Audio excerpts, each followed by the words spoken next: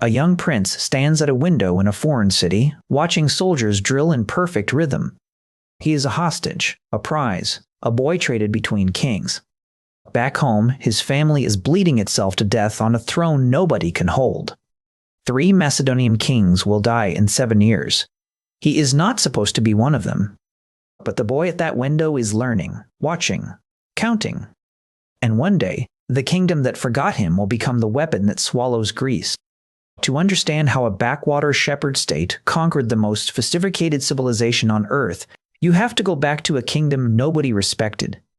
The Greeks had a word for Macedonians, and it wasn't a compliment. They called them half-barbarians. Rough northerners who drank wine unmixed and spoke a dialect that made Athenians laugh. Macedon sat on the wild edge of the Greek world, mountains in the back, hostile tribes on every border, a coast that other powers controlled. The court was a snake pit. Kings were murdered by brothers, by wives, by bodyguards. The throne was less a seat than a target. And in the year 359 BC, that target had just been hit again. King Perdiccas, Philip's older brother, had marched against the Illyrians in the north. He came back as a corpse, and 4,000 Macedonian soldiers came back with him as the dead. The kingdom was finished. Everyone knew it. Illyrians were tearing the western borders open. Paeonians were raiding from the north. 2 rival claimants for the throne had foreign armies behind them. The Athenians were sailing in with a 3rd pretender. The Thracians were pushing in with a 4th. Into this collapsing mess stepped a 24-year-old regent named Philip. He was supposed to hold the throne for his infant nephew. Hold it for a year, maybe 2, until the child could rule. He held it for the rest of his life. The boy at the window had grown up, and he had brought something home with him that no Macedonian king had ever owned. A plan. Philip had spent 3 years as a hostage in Thebes, the most powerful military city in Greece. He had watched a general named Epaminondas dismantle Sparta itself. He had studied the Theban phalanx. He had eaten with the officers. He had learned how disciplined men with long spears could break anything in front of them. Now he was king of a country with no army, no money, and 4 enemies inside its borders. So he did something nobody expected. He didn't fight first. He talked. He paid the Thracians to murder 1 pretender. He bribed the Athenians to abandon another. He bought time with gold he didn't really have. And while he was buying time, he was building something nobody in Greece had ever seen. He pulled his shepherds, his miners, his farmers off their fields. He gave them a weapon almost no army was using. It was a pike, but not just any pike. The Sarissa was 18 feet long, sometimes more, twice the length of a normal Greek spear. A soldier in the front rank held it level. The man behind him held his over the first man's shoulder. The man behind him, the same. 5 layers of iron points facing the enemy at once. You could not get close enough to a Macedonian phalanx to kill it. Your spear ended before theirs began. But Philip's real genius wasn't the weapon, it was the men. Greek armies were citizens who farmed in spring and fought in summer. Philip's army trained year-round. He paid them, he fed them, he drilled them until the formation moved like one body. He marched them 30 miles a day with full kit. He banned wagons, he banned camp followers, he made them carry their own grain. The other Greeks laughed at the harsh discipline. Then they stopped laughing. In his first year as king, Philip turned his rebuilt army on the Paeonians and crushed them. Then he turned north and broke the Illyrians who had killed his brother. 7,000 enemy dead by some ancient accounts. The borders held for the first time in a generation. Macedon was no longer a victim, and Philip was just getting started. He looked east at a place called Amphipolis, a Greek city. A rich city. The gateway to the gold and silver mines of Mount Pangaeus. Athens claimed it. Athens wanted it. Philip took it. The mines he captured were said to bring in 1,000 talents a year, an impossible fortune, enough to pay an army forever. For the first time in Macedonian history, the king had more money than his nobles. And money is power that doesn't need to ask permission. He used it to hire mercenaries. He used it to bribe politicians in cities he hadn't even attacked yet. He used it to build siege engines no Greek army had ever seen at scale. Stone throwers. Towers. Battering rams on wheels, the walled cities that had laughed at northern barbarians now woke up to those barbarians grinding their gates to splinters. Philip had a saying, according to the ancient writers: "No fortress is impregnable as long as a mule loaded with gold can climb up to it." He didn't always need the catapults. Half the time, a quiet bag of coins delivered to the right magistrate opened the gates from the inside. While he conquered, he married again and again and again.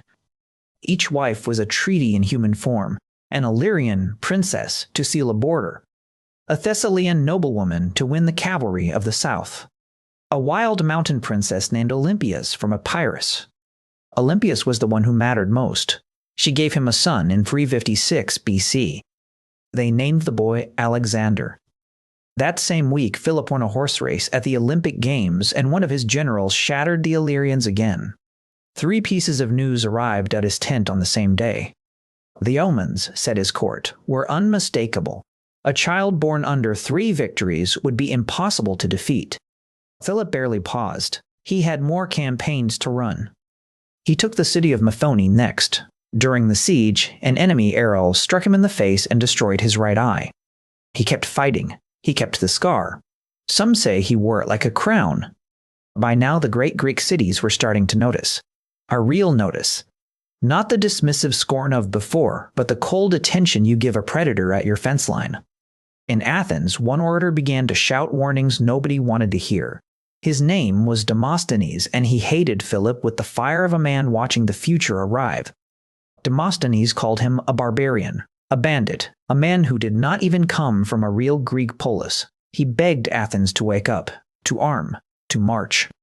Athens debated. Athens delayed. Athens passed motions and lost the moments between them. Philip kept moving. He swallowed the cities of the Chalcidice Peninsula one by one. The greatest, Olynthus, he razed to the ground and sold its people into slavery as a warning. The warning was received and ignored. Then came his masterstroke. A war in central Greece had dragged on for years, a so-called sacred war over the temple at Delphi. Philip didn't start it. He just arrived at the right moment, draped in piety, claiming he was there to defend the gods. He ended the war. He took the losers' seats on the sacred council. He, the half-barbarian from the north, was now officially a leader of the Greek religious world. The man Athens called a savage was now voting on which Greek cities were holy.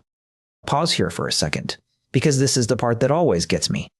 Macedon, 20 years earlier, was a place Athenians could not find on a map without help. Now it controlled the gold, the army, the council of the gods, and the diplomatic strings of half of Greece. If you had to pick the greater achievement, his rise from a collapsing border kingdom, or what his son would later do with the army he built, drop your answer in the comments. I genuinely want to know how you see it. Now back to the story, because the cleverest king in Europe was about to make the move that would put him in a stadium with every Greek city at once.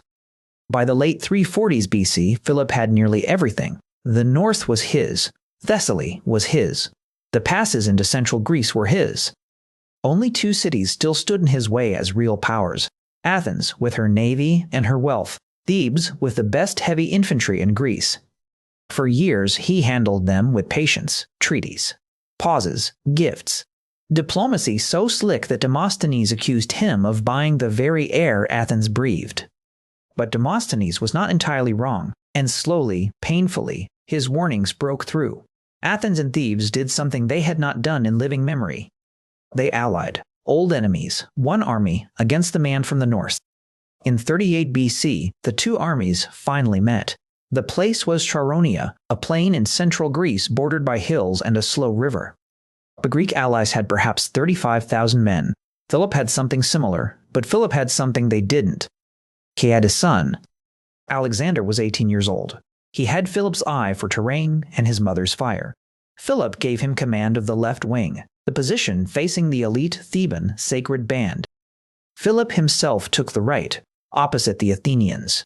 And then he did something almost insulting in its cleverness. He pretended to retreat. Slowly, casually, step by step, his phalanx fell back across the field as if losing nerve. The Athenians took the bait. They charged forward, breaking their own line, shouting that they would chase him to Macedon. And the moment the Greek line stretched and cracked, Philip stopped, turned, pushed. And on the other side, young Alexander smashed through the gap with the heavy cavalry. The Theban sacred band fought to the last man. They died in their ranks, every one of them, refusing to break. The Athenians ran. When the dust settled, Greece had lost. Not a city, not a region, all of it. Philip walked the battlefield afterward, ancient writers say, and wept when he saw the dead Thebans lying in perfect formation. Then he ordered a stoned lion raised over their grave. That lion still stands today. You can drive to Chaeronea and see it. Philip could have burned Athens. He didn't. He sent her prisoners home without ransom. He proposed peace. Because Philip was not finished. He had a bigger target. He had always had a bigger target. He called every Greek city to a congress at Corinth. There, he founded a league with himself at the head. Greece, finally, was united. Not as equals, as followers. Followers of a king they had called a barbarian 20 years before. And then he announced the campaign that had been waiting in his mind for decades. The invasion of Persia. The great empire to the east, the old enemy, the unfinished business of the Greeks for 200 years. Philip would lead a Hellenic army into Asia, he said, to avenge the burning of the Greek temples, to free the Greek cities of the coast, to take a continent. He sent an advance force across the straits in 336 BC. The rest of the army was preparing to follow. Everything was in place. He was 46 years old. He had one eye, a limp from another wound, and a body covered in scars. And he was about to march on the largest empire on earth. To celebrate, he held a wedding. His daughter Cleopatra was marrying the king of Epirus. Royalty arrived from every corner of the Greek world. The wedding was at Aegae, the old Macedonian capital. There would be feasts, games, a grand procession into the theater at dawn. Philip wanted to make a point. He ordered his bodyguard to walk well behind him. He would enter the theater alone, between two statues of his ancestors and one of himself, placed among the 12 gods. A king who needs guards, he was saying, is not really a king. The morning came, sunlight on white robes, trumpets, the crowd waiting inside. Philip stepped between the statues. The gap between him and his guards was wide. A young man broke from the line, one of his own bodyguards, a Macedonian named Pausanias, a man Philip had once known, even favored. The blade was already drawn. Pausanias drove a short sword into Philip's chest. The king dropped between his stone ancestors before anyone in the crowd understood what they had just seen. The assassin ran for the gate where horses were waiting. He tripped on a vine. The other guards caught him and cut him down before he could speak a word. Pausanias died with his reasons, and Greece and history have argued about them ever since. Some ancient sources blame a personal grievance. Pausanias had been wronged at court, they say, and Philip had refused him justice. He killed for revenge. Others point at Olympias, the cast-aside queen, whose son's place at court had grown uncertain after Philip's last marriage. Some whisper Alexander himself was involved, though no proof has ever stood. Some look further east, at Persian gold and Persian fear, and a king who had stopped being a rumor and become an invasion. We will probably never know. What we know is this. The greatest king Macedon had ever produced was killed by his own bodyguard on a sunny morning in front of all of Greece at the absolute height of his power. And here is the cruelest part of his story. Philip's whole life had been the slow, patient, brilliant construction of a single machine, an army, a treasury, a diplomatic web, a united Greece, an invasion plan into Persia. He built it for himself. He built it for the campaign that would finally make a half-barbarian into the conqueror of the world. He never got to march. He never got to cross the straits. The army he forged with 20 years of war and gold and marriages and patience would invade Persia without him. It would be led by his 20-year-old son. Alexander inherited the machine, the phalanx, the cavalry, the siege engines, the gold, the League of Corinth, the plan. Everything we know as the conquests of Alexander the Great was, in truth, the unfinished sentence of Philip II. Without Philip, there is no Alexander, no Persian Empire falling in 11 years, no Greek kingdoms in Egypt and India, no Hellenistic world. The cities Alexander would build, the cultures he would mix, the language that would carry Greek thought all the way to the Gospels, All of it traces back to a one-eyed king bleeding out on a theater floor in a town most people today have never heard of. It is one of history's great cruelties. The man who built the engine is barely remembered. The boy who drove it became a god. And maybe that is the deepest meaning of Philip's life. That greatness is sometimes the foundation other people stand on. That the work matters even when the world forgets the worker. He took a kingdom everyone had written off and made it the master of Greece. He took an army of farmers and made it the most lethal force of its age. He outthought every diplomat, outmarched every general, and outspent every rival on the continent. And then he was killed in a doorway by a man he trusted. A reminder, perhaps, that the same court politics he had survived all his life with a one weapon he never fully tamed. If this story moved you, do me a small favor and hit that like button. It really does help the channel reach more people who love this kind of history. And if you want more stories of the rulers and conquerors who built the world we still live in, the men who rose from nothing in the empires that swallowed them whole, subscribe and turn on the bell. There are a lot more like this coming. Tell me in the comments, who do you think really wanted Philip dead? The wronged bodyguard, the bitter queen, the ambitious son, or the frightened Persian king? I read every theory. And drop the name of the next ruler you want me to take on. I am building the next list right now, and the most requested names go to the top. Next time on the channel, we follow the son, the boy at Chadonia who broke the sacred band, the young king who picked up his murdered father's plan and carried it across half the known world. Because if Philip built the sword, Alexander was about to swing it. And nothing, from the walls of Tyre to the rivers of India, would ever be the same.